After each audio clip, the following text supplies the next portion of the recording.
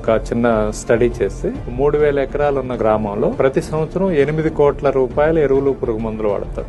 8 కోట్ల రూపాయల పురుగు మందులు ఎవ్రీ ఇయర్. ఆల్మోస్ట్ 1960 నుంచి 1970s నుంచి మొదలుపెట్టి 80s లో పీక్ అయిపోయి 2000s కి వచ్చేసరికి ఇక అసలు అది ప్రోటోకాల్ అయిపోయి. మీరు హంబుల్ రెడ్ చిల్లీ చూస్తే 2 లక్షల రూపాయల వస్తున్న పెస్టిసైడ్స్ స్ప్రే చేస్తారు. ఆ ఒక్క గ్రామంలో స్ప్రే చేసే మందులతోటి, వాడే మందులతోటి ఆల్మోస్ట్ ఒక రాష్ట్రంలో ఉన్న జనాభాని చంపేయచ్చు. అంత విషపూరితమైనటువంటి మందులు. అవి అక్కడ భూమిని పాడు చేసినాయి, అక్కడ పక్షుల్ని పాడు చేసినాయి, అక్కడ జంతువుల్ని పాడు చేసినాయి, గ్రౌండ్ వాటర్ ని పాడు చేసినాయి, ఎయిర్ ని పొల్యూట్ చేసినాయి, మనుషుల ఆరోగ్యం పాడైపోతుంది. పెస్టిసైడ్స్ స్ప్రే చేయడం వల్ల ప్రతి సంవత్సరం భారతదేశంలో 2 లక్షల మంది రైతులు చనిపోతున్నారు. జస్ట్ స్ప్రే చేయడం వల్ల.